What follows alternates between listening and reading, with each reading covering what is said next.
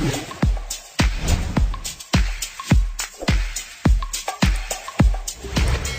है आपका हमारे YouTube चैनल पॉलिटिक्स मंत्रा में। आज हम जानेंगे पॉलिटिक्स एंट्रेंस एग्जाम में आने वाले रासायनिक बलगतिकी चैप्टर के बारे में। इसमें हमें मेन पढ़ना, ज्यादा इसके अंदर डिटेल में नहीं पढ़ना है। इसमें भी अब देखिए, इसमें दे रखा है इसका पहले इंट्रोडक्शन, यानी इसका क्या है, इसके अंतर्गत क्या पढ़ेंगे। देखिए, रसायन विज्ञान की वह शाखा जिसके अंतर्गत हम रासायनिक अभिक्रियाओं के वेग तथा उसकी क्रियाविधि तथा उसमें उसके प्रभावित करने वाले कारकों के बारे में अध्ययन करते हैं, रासायनिक बलगतिकी कहलाता है। अब बात कर लेते हैं इसके अभिक्रिया का वेग क्या होता है। एकांक समय में उत्पाद या अभिकारक या आप कह दें रीजेंट के सांद्रता में होने वाले परिवर्तन को अभिक्रिया का वेग कहते हैं। देखिए, अभिक्रिया का वेग का फॉर्मूला होता है उत्पाद की सांद्रता में परिवर्तन बटे उत्पाद की सांद्रता में परिवर्तन में लगा समय अंतराल। अब देखिए, इसके मात्रक की बात करते हैं। वेग का मात्रक वैसे तो फिजिक्स में मीटर बटे सेकंड होता है, लेकिन इसमें अलग होता है। इसमें इसके मात्रक की बात करते हैं। ये दो प्रकार का मात्रक शो करता है। जब अभिक्रिया का जो अभिक्रिया या उत्पाद का जो मात्रक होता है या मोल बटे लीटर में हो या उसकी गैसीय अवस्था में हो, दो अवस्थाओं में हो, तो भिन्न भिन्न मात्रा प्रदर्शित करता है। जैसे मोल बटे लीटर में, तो इसमें देखिए उत्पाद की सांद्रता में परिवर्तन यानी मोल बटे लीटर होगा तो मोल लीटर इनवर्स हो जाएगा, और ये परिवर्तन लगा समय का आप जानते हैं सेकंड होता है, तो सेकंड इनवर्स हो जाएगा यहाँ पर। अब या आप इसे अगर मिनट में लेना चाहते तो यहाँ मिनट इनवर्स भी कर सकते हैं, तो मोल लीटर सेकंड इनवर्स या मोल लीटर मिनट इनवर्स, कुछ भी कहिए। अब बात करते हैं वायुमंडल गैसीय अवस्था में, तो गैसीय अवस्था में इसका मात्रक वायुमंडल होता है, तो वायुमंडल मोल बटे लीटर ना होकर पूरा ये वायुमंडल हो जाता है, और बाकी सेकंड इनवर्स ऐसे ही या फिर मिनट इनवर्स, जो भी कहिए आप। तो इस प्रकार हम इसके मात्रक को डिफाइन करते हैं। अब बात करते हैं इसके अभिक्रिया की कोटि क्या होती है। अब बात करते हैं अभिक्रिया की कोटि के बारे में और इसके प्रकार के बारे में। देखिए, आपको मेन दो पढ़नी है, ज्यादा नहीं पढ़नी है, इसलिए छोटा टॉपिक है। अब बात करते हैं अभिक्रिया की कोटि क्या होती है। देखिए, रासायनिक अभिक्रिया में भाग लेने वाले जो अणुओं की न्यूनतम संख्या है और उसकी जो सांद्रता है वो अभिक्रिया के वेग को प्रभावित करते हुए आपकी अभिक्रिया की कोटि कहलाती है। मान लीजिए दो अभिकारक दे रखे हैं के और एल। अब हम क्या पता करेंगे कि कैसे अभिक्रिया की कोटि निकालनी है। इसकी सांद्रता मान लीजिए x और y है, तो इसकी कोटि क्या होगी, इसकी कोटि आपकी x प्लस वाई के बराबर होगी। इसकी कोटि आपकी x प्लस वाई के बराबर होगी, यानी इसकी परिभाषा फिर सुन लीजिए कि अभिकारक पदार्थ वे रासायनिक अभिक्रिया है जिनमें अभिकारक पदार्थ की वह न्यूनतम संख्या जिसकी सांद्रता अभिक्रिया के वेग को प्रभावित कर दे, वह आपकी अभिक्रिया की कोटि कहलाती है। अब बात करते हैं शून्य कोटि अभिक्रिया और प्रथम कोटि अभिक्रिया के बारे में। वे रासायनिक अभिक्रिया है जिनमें अभिक्रिया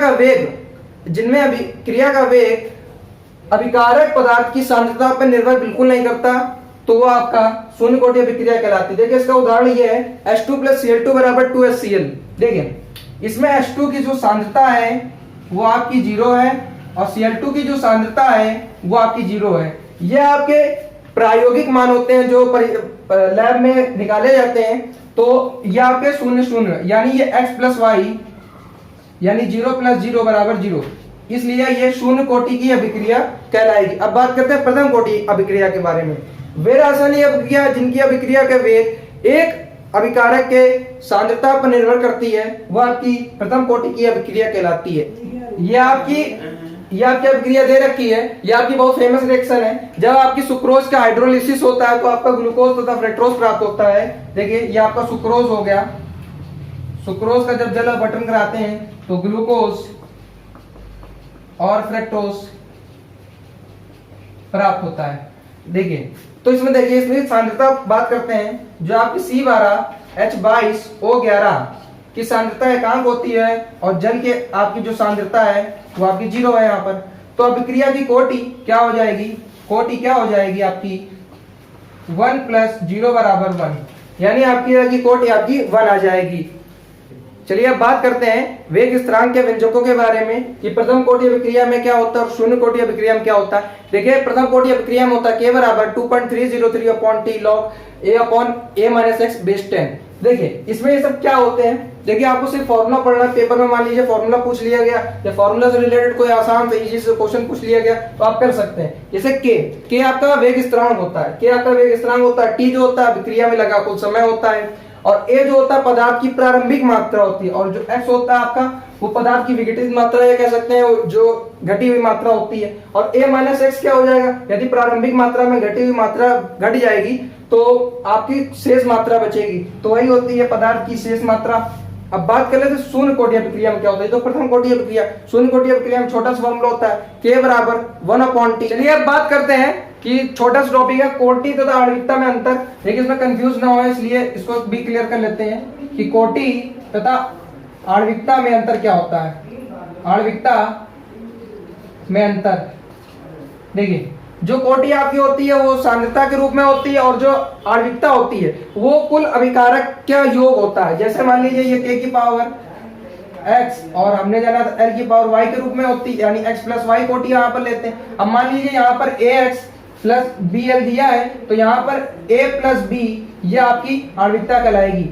आपकी कोटि शून्य हो सकती है, हमने शून्य कोटि अभिक्रिया में बताया था कि आपकी कोटि शून्य हो सकती है, लेकिन ये कभी शून्य नहीं हो सकती है।